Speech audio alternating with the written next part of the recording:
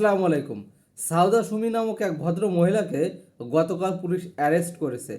Arrest করার সময় পুলিশের কাছে জানতে চাইলে তিনি বলেন যে ঊর্ধ্বতন কর্মকর্তার আদেশ।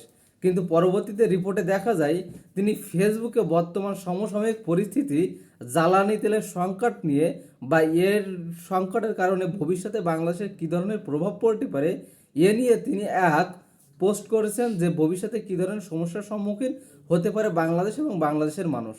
এই নিয়ে ফেসবুকে লেখালেখির কারণে তাকে অ্যারেস্ট করা হয়। ঠিক হাসিনার আমলের সেম কপি পেস্ট করা আছে, যে হাসিনা রেজিম যে কারণে তার সমালোচনা সহ্য করতে পারতো না, মানুষের মুখ বন্ধ করার জন্য তাকে গ্রেপ্তার করতো এবং আয়নাঘরে রাখতো, ঠিক সেম পলিসি বর্তমান সরকার কয় মাস ক্ষমতায় না আসতেই শুরু করে দিয়েছে।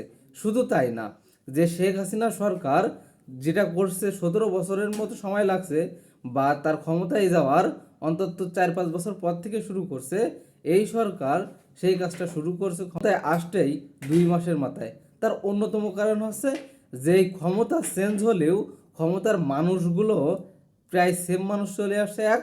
আর নাম্বার 2 হচ্ছে বাংলাদেশের সব থেকে বড় সমস্যা হচ্ছে আমলাতন্ত্র। এই আমলারা গত 17 বছরে এত এত দুর্নীতি করে এমন জায়গায় পৌঁছাইছে যে রাজনৈতিক ব্যক্তিবর্গ তাদের কথা শুনতে বাধ্য, এবং রাজনৈতিক ব্যক্তিবর্গ থেকে সব থেকে বেশি সমস্যা হয়ে দাঁড়াইছে এই আমলারা, দুর্নীতিগ্রস্ত হয়ে দাঁড়াইছে এই আমলারা। সুতরাং এই আমলারা যেভাবে দেশ চালাতে চাবে সেভাবেই চলবে। দেখেন, নেপালে একটা গণ অভ্যুত্থান হয়েছে, সেখানে এই জেনজি সরকার কিন্তু ক্ষমতায় গেছে, কারণ সেখানকার আমলারা মোটামুটি কিছুটা হলেও ঠিক ছিল। কিন্তু বাংলাদেশের আমলারা ঠিক না বলে আজকের বাংলাদেশে এই পরিস্থিতি। আপনি দেখবেন যে মাহমুদুর রহমান সবার আগে বাংলাদেশে একটা অনুষ্ঠানে বিএনপি তিনি যে বলছিল যে যুদ্ধকালীন সময় শেখ মুজিব যুদ্ধ দেখিয়েছিল না, এবং তিনি কি ছিল, দেশের বাইরে ছিল, তিনি কিছু জানতেন না, তিনি কিছু শোনার চেষ্টাও করেননি, যে কারণে তিনি মুক্তিযোদ্ধাকে ধারণ করতে পারেন এবং দেশকে সঠিক পথে নিয়ে যেতে পারেন না। ঠিক আপনিও এখানে যে গত 17 বছরে কি হয়েছে, যে আপনি দেশে ছিলেন না, কিন্তু তারেক রহমান তার কথা ডিনাই করেছিল, তিনি বলছিলেন কে জানে, কিন্তু প্রকৃত অর্থে কিন্তু আসলেই সে জানে না, যে বিষয় নিয়ে অনেক লেখালেখি আছে। এবং তার থেকে বড় কথা হচ্ছে যে সংসদে যে সংসদ নেতা বক্তব্য দেয়, বিরোধী দলীয় নেতা বক্তব্য শেষে, কিন্তু এখানে দেখা যাচ্ছে যে সংসদ নেতা বক্তব্য না দিয়ে তার বক্তব্য দিচ্ছে কে, আমাদের মাননীয় সালাউদ্দিন সাহেব, স্বরাষ্ট্রমন্ত্রী। এবং যে কথা নিয়ে অনেক সমালোচনা আছে এবং অনেকেই বলছে যে সংসদীয় নেতাকে স্পিকার ডিরেক্ট বলছে যে সংসদীয় নেতার বক্তব্য দিচ্ছে সালাউদ্দিন সাহেব। কেন, সংসদীয় নেতা কি বোবা? তিনি সিনেমা দেখতে যাইতে পারে কিন্তু সংসদে বসতে পারে প্রথম থেকে শেষ পর্যন্ত, কিন্তু বক্তব্য দিতে পারে না, তাহলে তিনি কেমন সংসদীয় নেতা? এ নিয়ে তো অনেক প্রশ্ন, সমালোচনা জবাব দিচ্ছে।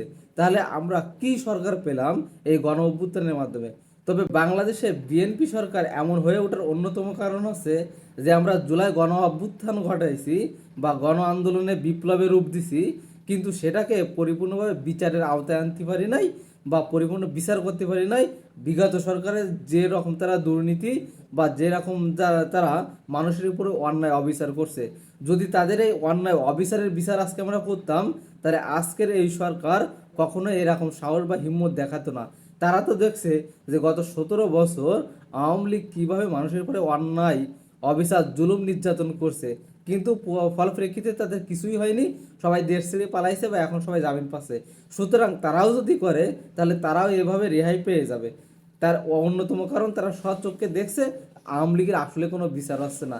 যেহেতু বিচার হয়নি, সুতরাং তারাও ভাবছে যে তাদেরও কোনো বিচার হবে না, তারাও পায় পেয়ে যাবে, যে কারণে তারা আজকের এই অন্যায় করতে সাহস পাচ্ছে। বলবো সাউদা সুমি নামে এই ব্যক্তিকে অতি দ্রুত তাকে মুক্তি দিতে হবে। না দিলে এখানে আমি বলবো বিরোধী দলীয় সব থেকে বড় ফর জামাত বিরোধী দল বা এনসিপি বিরোধী দল হিসেবে বাংলাদেশে আসলে তেমন কোনো কার্যকর ভূমিকা পালন করতে পারছেই না।